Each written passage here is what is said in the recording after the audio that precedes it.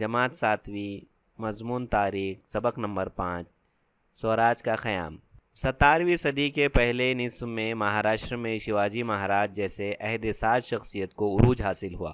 انہوں نے ناانصافی کرنے والے حکمرانوں کے خلاف آواز اٹھاتے ہوئے سوراج قائم کیا۔ شیواجی مہاراج شکے 1551 پھاگن ودتی تریتی یعنی 19 فروری 1630 کو ضلع پونا میں جنر کے نزدیک شونیری قلعے میں پیدا ہوئے۔ ہم اس سبق میں سوراج کے قیام کے بارے میں معلومات حاصل کریں گے۔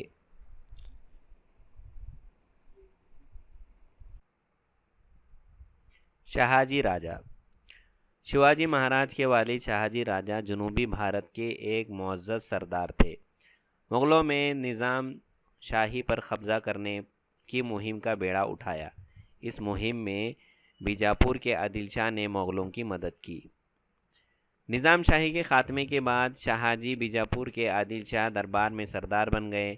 عادل شاہ نے بھیما اور نیرا ندی کے کنارے پونا، سوپا، چاکن اور انداپور کے پرگنے شہاجی کے جاگیر میں برقرار رکھ دیے۔ عادل شاہ کی جانب سے شہاجی کو کرناٹک میں بنگلور اور اس کے آس پاس کے علاقے جاگیر میں عطا کیے گئے۔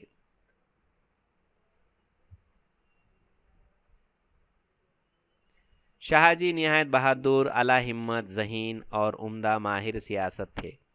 وہ عمدہ تیر انداز بھی تھے۔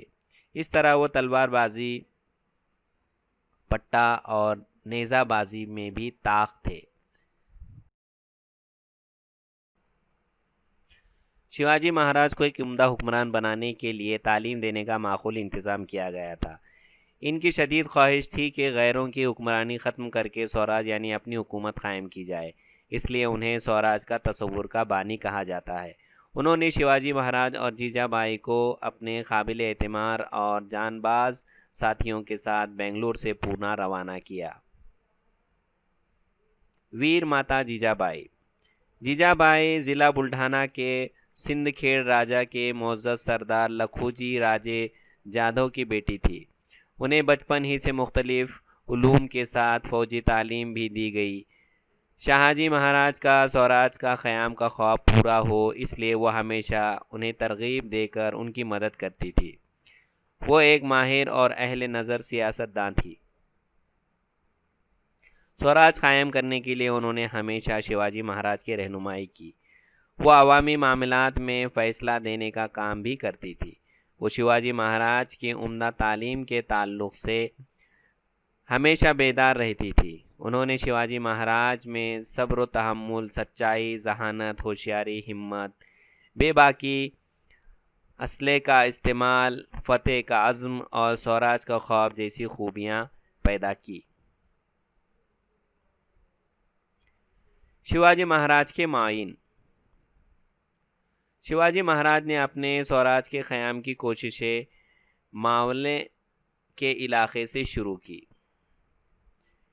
اس وقت کا ماول آج کا پونا ضلع مغربی اور جنوبی مغربی علاقے پر مشتمل تھا۔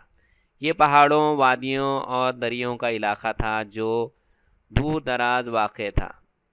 سوراج کے قیام کے لیے شیواجی مہاراج نے ماول کی جغرافیائی حالات کا استعمال نہایت مہارت کے ساتھ کیا۔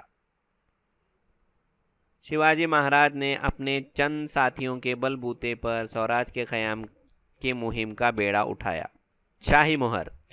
شیواجی مہاراج کی شاہی مہر کے مطالعے سے سوراج کے قیام کا مقصد واضح ہو جاتا ہے۔ اس مہر پر سنسکرت میں یہ دو مصرے کندہ ہیں، جس کا مطلب ہوتا ہے یعنی شہاجی کے بیٹے شیواجی کی عزم کا ثبوت چاندنی کی طرح مسلسل بڑھنے والی روشنی ہے جسے دنیا نے سلام کیا ہے۔